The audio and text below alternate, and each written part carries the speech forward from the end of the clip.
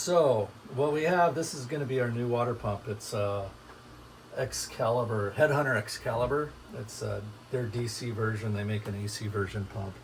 So this should be a 1 to 2 hour project, knock on wood. But because we're in Mexico, today, tomorrow, probably the next day. All right. So. Welcome aboard. We are Pat, Alexa, and Gilligan the Fat Boat Cat. We still work and live aboard our 57-foot Nordhavn in Mexico. Follow us as we cruise, explore new cultures, appreciate the wonders, and work on our boat in exotic locations. We are Noeta with no ETA.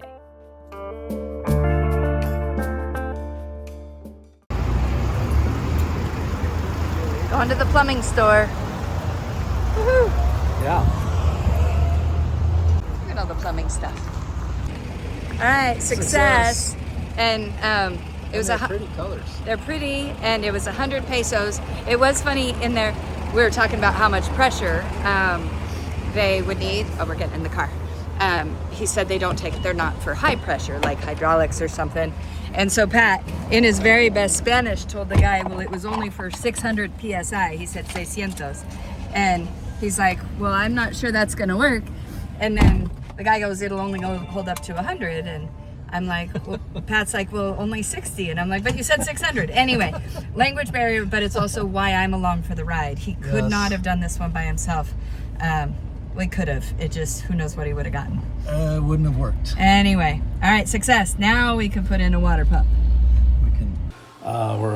Should be substantially quieter. It's pretty much the same performance as the Paragon Senior that we have, but this is quieter. At least we hope. Now our only issue is the fittings. This is 3/4 of an inch, and all the plumbing going to the water tank, to the pump, to the accumulator tank is 1-inch hose. So that necessitated the hunt for the couplings. So then it's not like an elegant, perfect solution, but that's what we have to do. And we're not just replacing it because it's quieter. We're replacing it because... Oh, the other one leaks. The pump head leaks on the pump we're replacing. To the point now where it won't even get to full pressure. So you can see there, it's telling us that the pump it times out. It'll run for 10 minutes, or it senses no water and they both shut off. So it's just shutting off after 10 minutes. So we're gonna do this.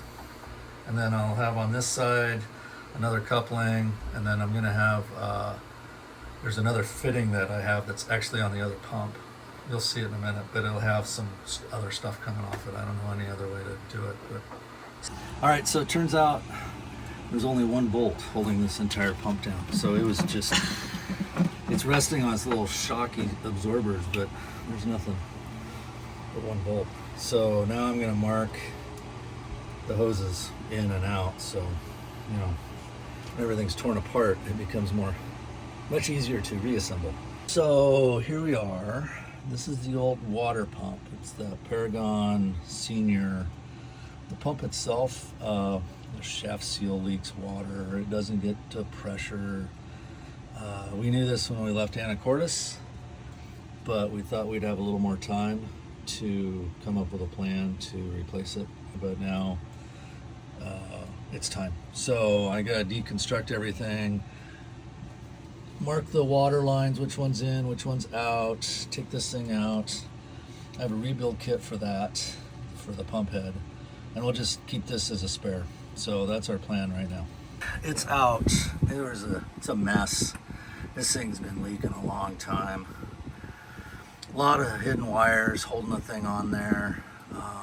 Grounding wire I don't think it was grounding at all. The bonding system, it was so heavily corroded. So the engine room's a mess, but there it is in its splendor.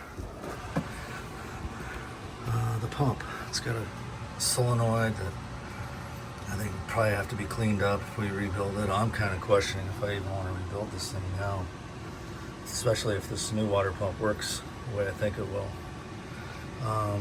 Anyway, that's a pressure sensor. There's a gauge.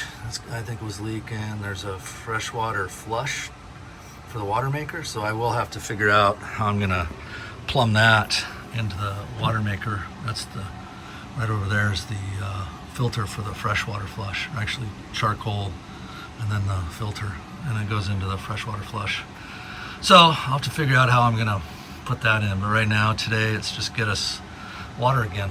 Oh, and that's a well pump that the guy put in as a boost pump for the water maker. And the next project's going to be replacing the membranes, which are over there. So stay tuned for that one. That one will be a lot of fun. So I'm going to clean up that underneath that thing where it was, and then get the new one down here. All right, Teflon tape's on. A little longer than I like, just because you know, creates a possibility of just some tension on these fittings. But we'll take a look and figure out, see how all this comes together. So. Hydraulic gripper. Yep. Yeah.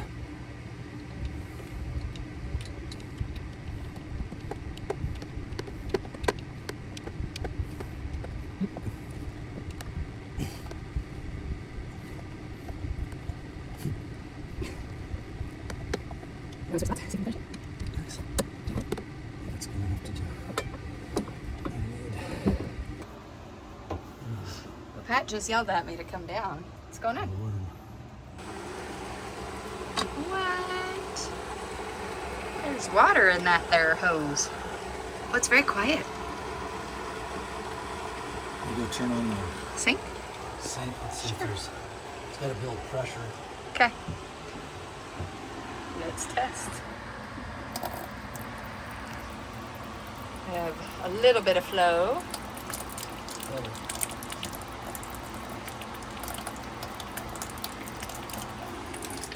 It's so quiet though. It's in air right now, but that's okay. Okay. So, no leaks yet? Let's see. Hear that? Yeah. It's just purging air. Well done. And then since you had to switch this hose, are you going to be able to put this panel back on, or You have to cut a hole. cut a hole in it? I haven't mounted this. I just Right. want to get it working. But Yeah. You're going to mount it with more than one bolt? I think probably technique. Good technique. That. Yeah? Let's see. Look at that pressure. You got good pressure.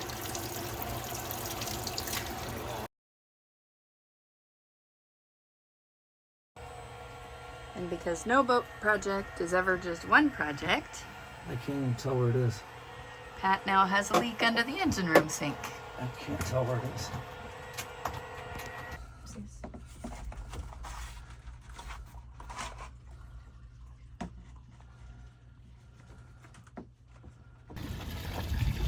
So this is the aft bilge pump. We got the high water alarm because we needed one more project.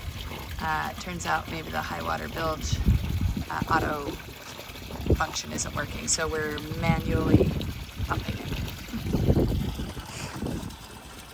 Oh, I can see. So they put Found the water lake. a line to a line. Yeah, That's brilliant. yeah. Are you guys? It goes to our water You heater got a water leak. down here Replaced a water pump and in the las. Okay. So, pinch this. Okay, I got the top one off. Good. It's Now you gotta get off the metal. all right. Same thing. Pinch it. Yeah, exact same.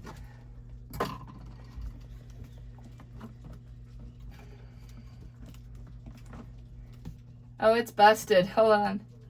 The whale lock, the plastic is falling off of it. Oh, that doesn't help. Yeah, I don't think the pinchy thing is working. They break the bottom one. Yeah. Yeah, because that. All right. Yeah. What if I remove the other one? Is that okay? The bottom? Yeah. Yeah. Ow. Ouch. I got it. Well, no, I got both pieces.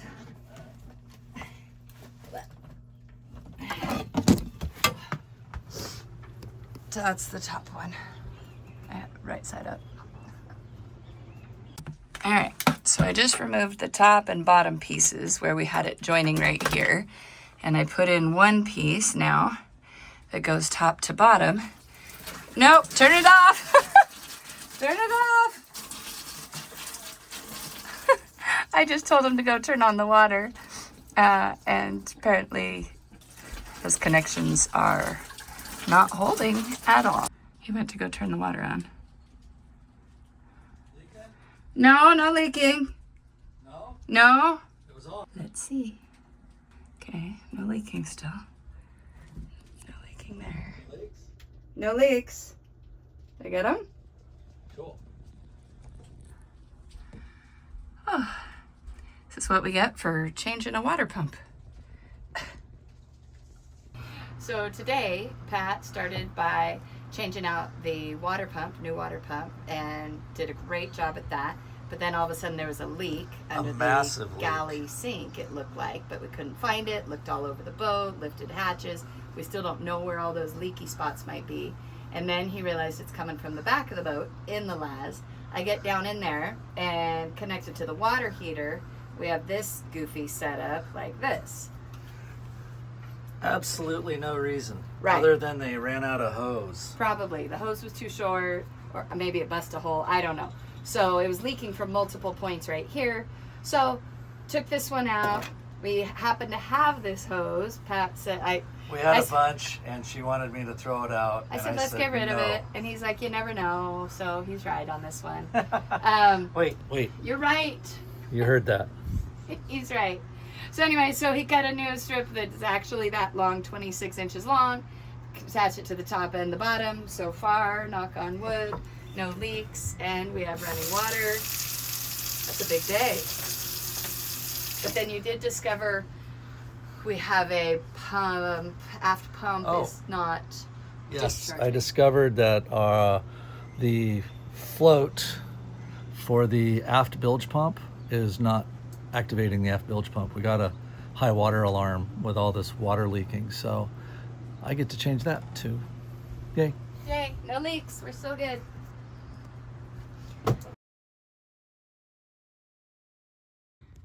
Well, we found we have another leak here in the ceiling. Water coming down out of here, dripping all over here. So we have just gone up there. Let's go see if we can find this one, but we definitely have a leak. That's what having too much pressure does. It takes all these old whale fittings and breaks them. So with our new pump, we ended up with leaks in this fitting, and Pat has since put a new one in. So we're finding all sorts of new parts of our boat we hadn't visited yet. So you just came out of the engine room. I love working on the water system on boats. You're drenched. I'm This sorry. is fun. All this because of a new pump.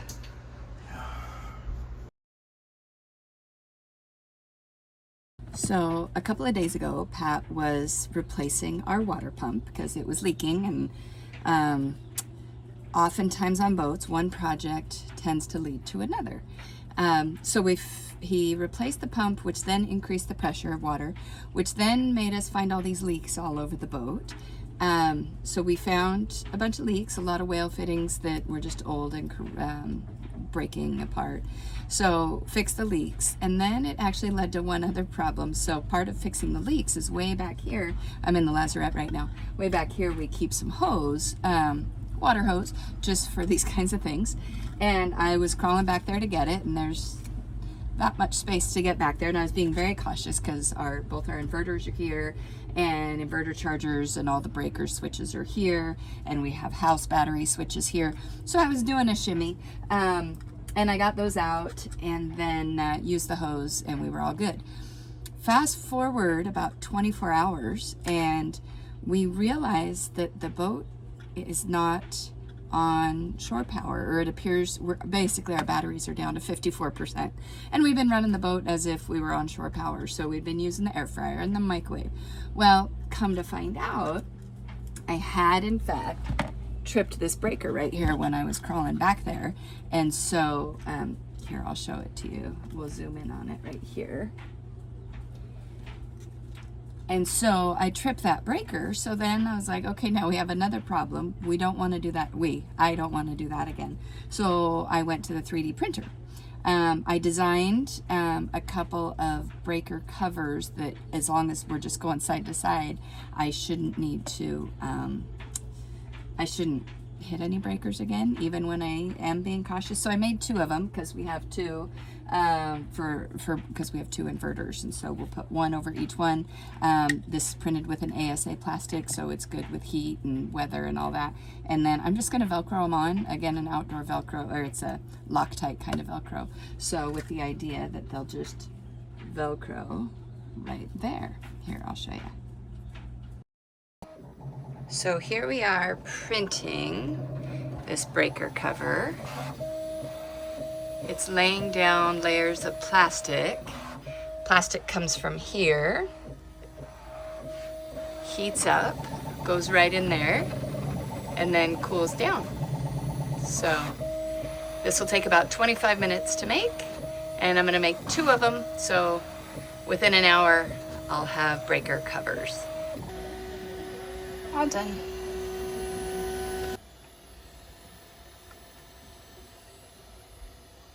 All right, so we're just gonna put this right there. And now, I shouldn't break that off anymore. They did have something like this online that I could buy, but they were $30 each plus major shipping to Mexico. So this was just a good fix. 3D printer for the win.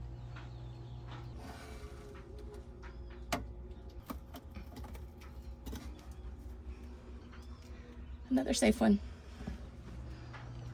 After weeks like this, it's important that we take a page from Gilligan's book and just relax a bit. Thanks for following along, and don't forget to like and subscribe.